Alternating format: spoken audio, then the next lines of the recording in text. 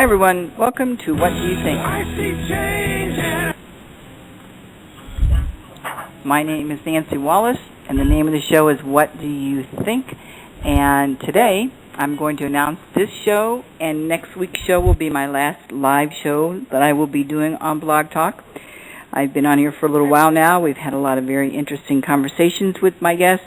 There's a whole bunch of other interviews I have done that people can always check out, but today I'm not going to give you the announcement about we're not going to do any bashing. We are going to try to bring as much truth to you as we can. You may not agree with this. You may not even like what we have to say. And that's all okay. It's all okay. It works well.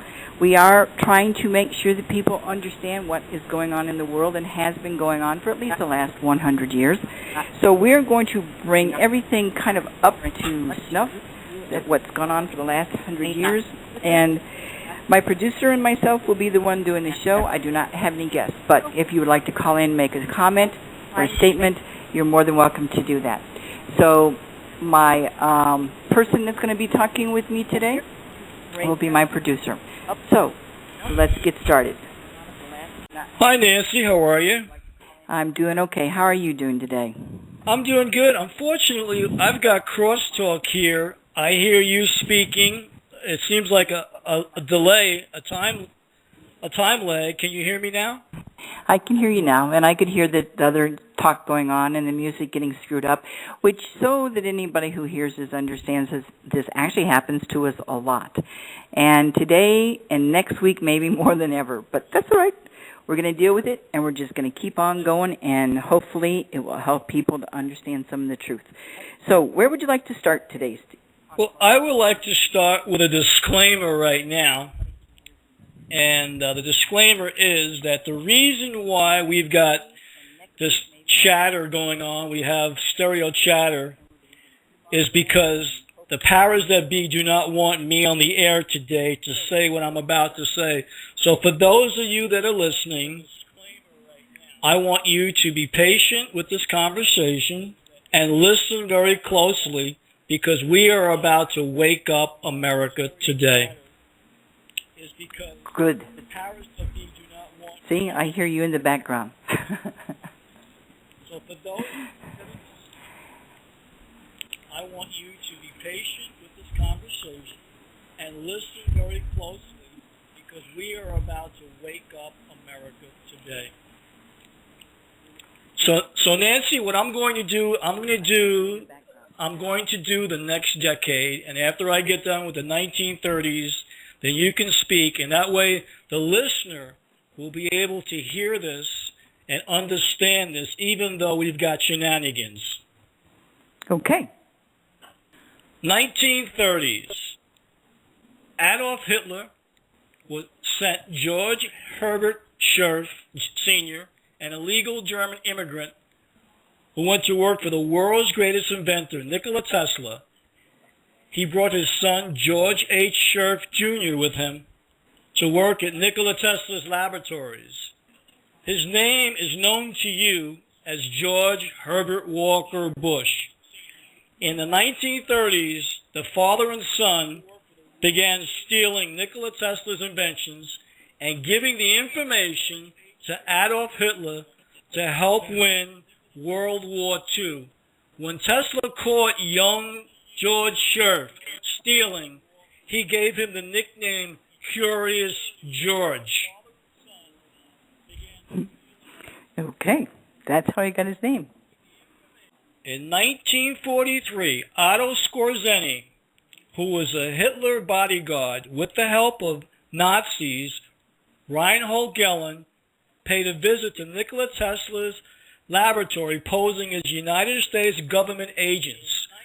Otto Skorzeny then strangled Nikola Tesla with the help of George Scherf, alias George Bush, and FBI Director J. Edgar Hoover then stole all of Tesla's top secret experiments and confiscated all of his files and logs. It was then split up between the Third Reich and the United States government. In 1945, Otto Skorzeny faked the death of Adolf Hitler. He shot a look-alike, and then he and a female pilot flew Adolf Hitler to Austria. In Austria, Hitler was helped by the Vatican to secure documents and papers so that he could relocate to America under an assumed name.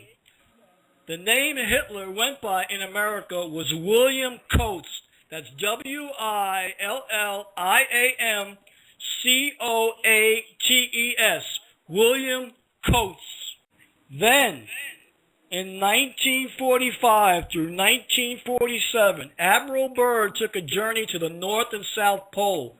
Nikola Tesla's stolen technology was being used to create UFO spacecrafts. Admiral Byrd describes in his diary a fleet of Flugerads, as he described them, that intercepted him after he entered an opening into the inner Earth.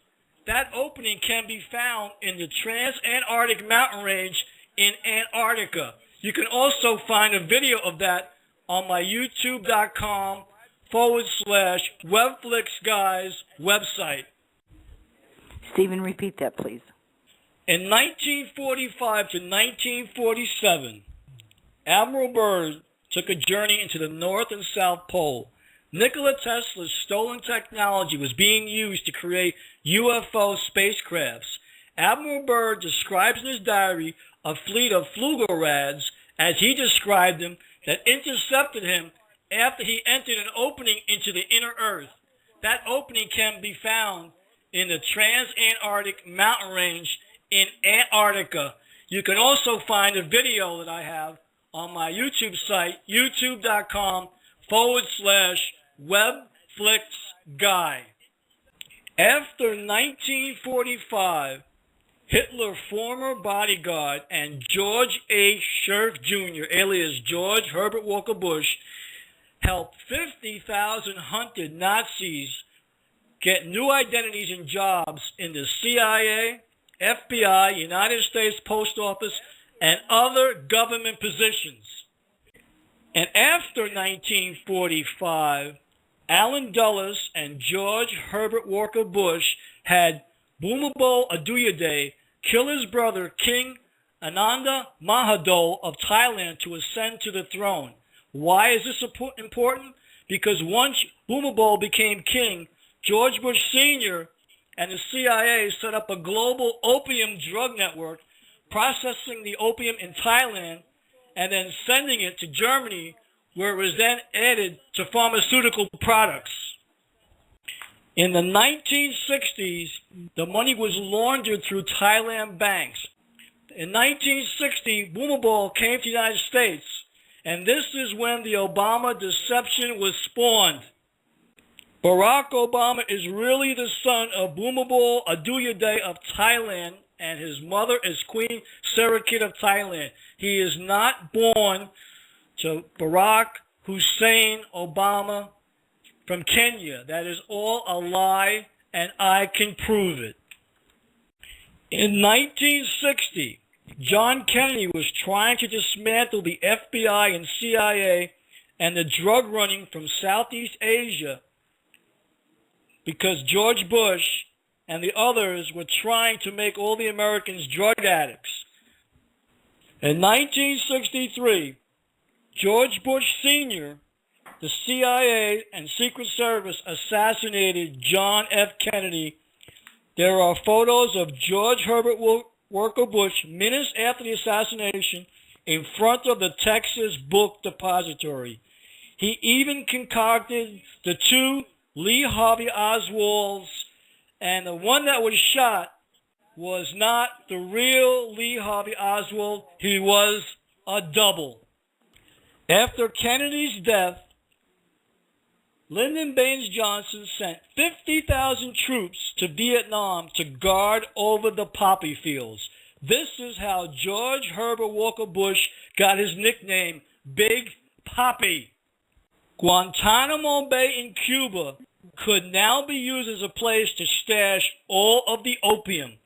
From Cuba, the drugs were flown into Homestead Air Force Base under the watchful eye of the Central Intelligence Agency.